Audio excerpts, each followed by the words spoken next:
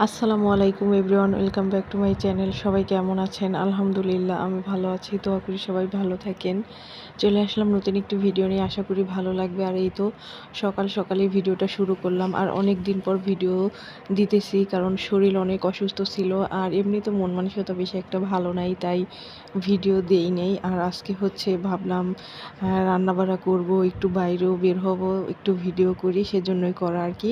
আর এই তো আমি দুধ চা বানিয়েছি, কারণ আমার ছেলে আমাকে রাত্রে বলেছে যে তুমি সকালে আমার জন্য কালো চা বানাবা না, দুধ চা খা বানাবা। সেজন্য ওর জন্য দুধ চা খা বানাইলাম। ওরা চা খাই বলে চাকে।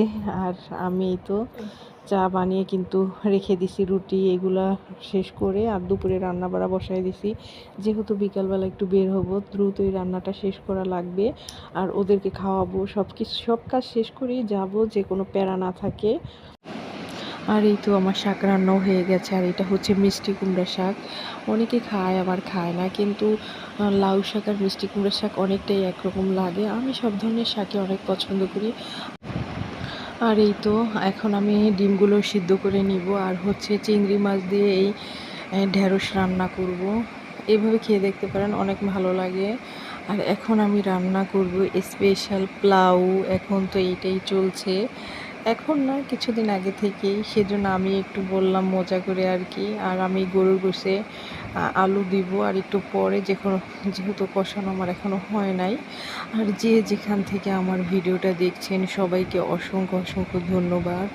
আর যারা সাবস্ক্রাইব করেন নাই তাদের দ্রুত সাবস্ক্রাইব করার অনুরোধ রইল। আপনারা সুন্দর কমেন্ট করবেন, লাইক করবেন, শেয়ার করে দিবেন, এটা আপনাদের কাছে অনুরোধ। আপনাদের একটা কমেন্ট কাজের অনেক আগ্রহ বাড়ায়। আমি কিন্তু সবসময় রান্না খুবই শর্টকাটে করার চেষ্টা করি। মানে আছে না, অনেকে অনেক কিছু রান্না বাড়া করে রেগুলার, আমি না ভাই ওইটা পারি না। শুক্রবার আসলে একটু ভালো মন্দ রান্না করি ছেলে মেয়েদের জন্য।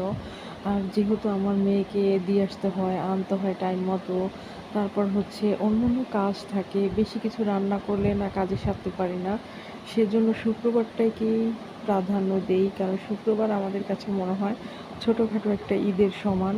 আর ওই দিনকে সবাই বাসায় থাকে, তার জন্য রান্না করতেও ভালো লাগে। ওই দিনটা রান্না করতে আমার ওই রকম খারাপ লাগে না। আমি মানে চেষ্টা করি শুক্রবার আসলে একটু ছেলে মেয়ে যা খায় ওগুলো রান্না করার, হাজব্যান্ডে যা খায়। আমার হাজব্যান্ডে খাবার দাবার খুবই খুঁতখুঁতে স্বভাব, মানে খাবার দাবার খুব বেছে বেছে খায়, সেজন্য তার নিয়ে একটু সমস্যা হয়।